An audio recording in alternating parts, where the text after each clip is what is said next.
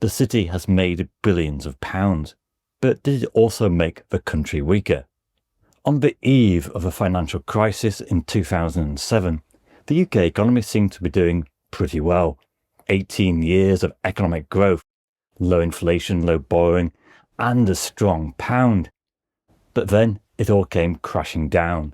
A deep recession, the pound slumped 30%, and a crisis which cost the economy an estimated £1.8 trillion, or 26,000 per person. Ever since that fateful crash, the UK economy has struggled. Real wages have stagnated, debt has risen, productivity slowed, taxes gone up. The growth in finance may have made the city rich, but for the average worker, house prices have soared, mortgages are bigger, and the tax burden significantly higher. Now, as the financial crisis fades from memory, people now blame a multitude of other factors for the economic problems we face, but 2009 was an undeniable turning point for when your wages started to stagnate. It was supposed to be very different. The Docklands had been transformed from a wasteland to a shining new modern mecca of global finance. Billions flowed from around the world, the best jobs, and the new face of a British economy. In 1980, financial assets were 250% of GDP. In 2022, that figure is 1,080%, or £27 trillion. Whilst UK industrial production has been in long-term decline, the UK economy has been seemingly saved by the financial and business services. Back in 2008, financial exports peaked at £111 billion. Very impressive on paper, but masking an underlying weakness. How can an oil-laden country like Venezuela or diamond-rich Angola become so poor? Because one dominant industry can itself become a curse. The success of UK finance in attracting capital flows pushed up the value of a pound, weakening the competitiveness of manufacturing. But finance was a large bubble, and when the crisis hit, the pound fell nearly a third, showing how reliant the UK was on those financial flows.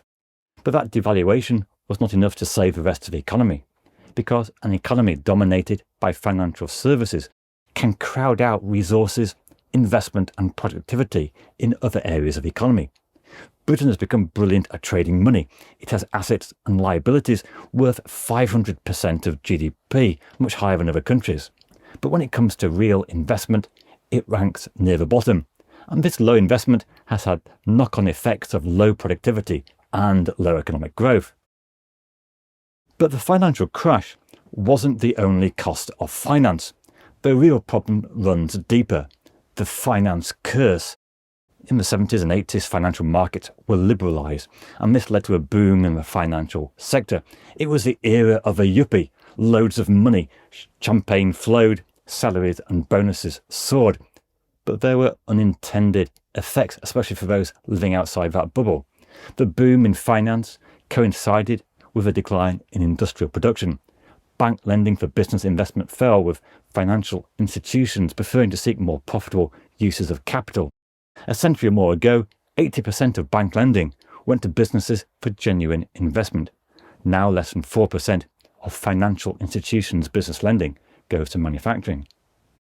The liberalisation of mortgage lending, which started in the 1970s, saw a huge growth in demand for housing. House prices didn't just rise, they skyrocketed beyond what many young families could ever dream of affording. And as house price to income ratios rose, the main solution was often just to encourage bigger mortgages. But that era of great finance has left many struggling to live. An IMF paper suggested at first finance boosts growth, but too much of it actually can slow an economy down.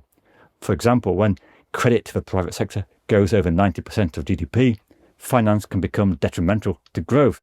In the UK, private credit soared from 20% of GDP in 1960 to over 150% by the credit crisis. Now, we are frequently told that London, and the city in particular, effectively subsidise the rest of the country, and it is true that London is a net payer towards the government budget. But what if the problem is that the huge salaries of London finance are hoovering up the best workers and opportunities? If you are a top graduate, why go into engineering when you can earn much more in the city? As one academic study said, people who might have become scientists, who in another age dreamt of curing cancer or flying people to Mars, today dream of becoming hedge fund managers. Imagine a football team where everybody wants to be a striker. That's a British economy. Everyone wants to be the $500,000 a week striker.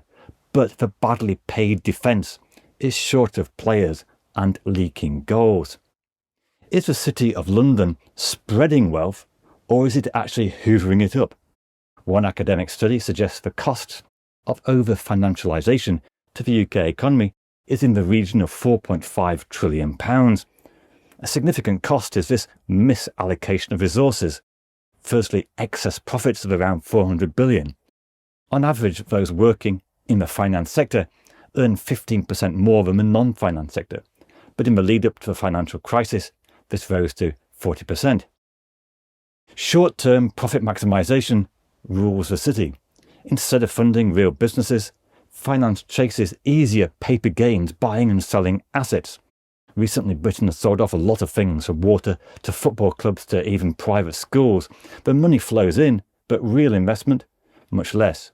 Yes, it is true that foreign firms like Enisse have created very good jobs, but something like water privatisation was more about selling off assets, loading utilities with debt, and extracting high dividend payments. The 2008 crash may have started in America, but London was at the centre of the storm. City traders developed complex products like credit default swaps, mortgage insurance that was supposed to be safe. Rating agencies even stamped them AAA safe. In reality, they were junk. When the bets collapsed, banks around the world fell with them. But traders still got their bonuses, while taxpayers picked up the bill for bailing out the banks. Heads, they win. Tails, we lose.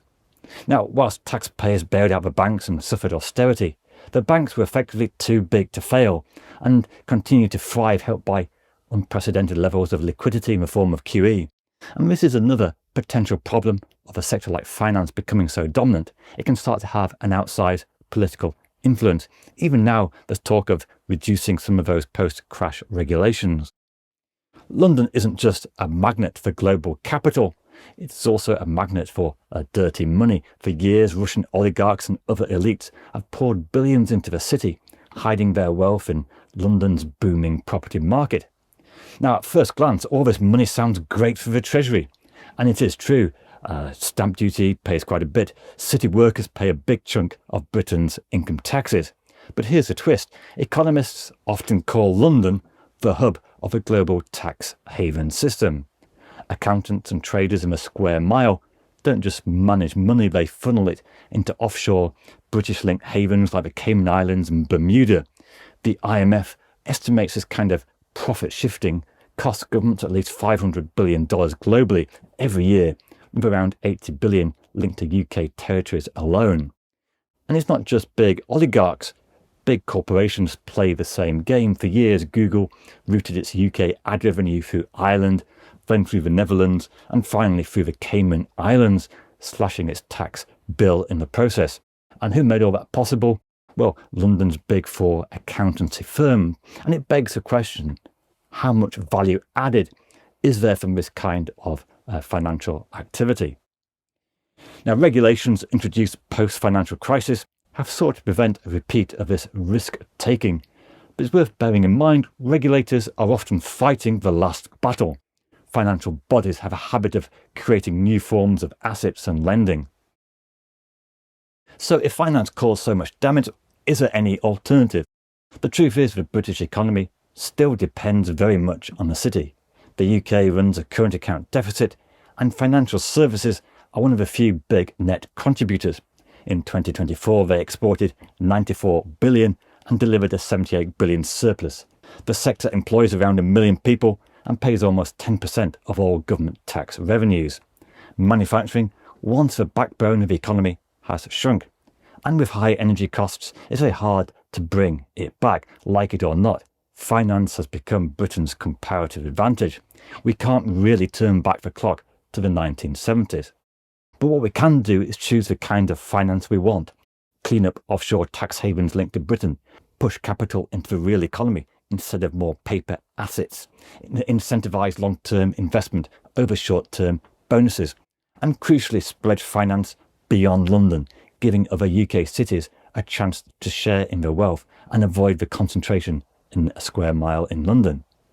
Finance, you could argue, made Britain rich, but it doesn't have to keep Britain poor. What do you think? Is the city's dominance a blessing or a curse? And can we learn to live with big finance? In this video, we'll look at exactly who's buying up Britain, from private equity to foreign investors, and what it means for the future. So do check it out and subscribe as well. Cheers, thanks, bye.